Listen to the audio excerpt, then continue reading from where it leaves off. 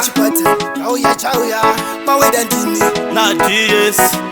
tevera zvishandwa inzwa kubaya kwetsa unge munzwa ndopindura kana ndafu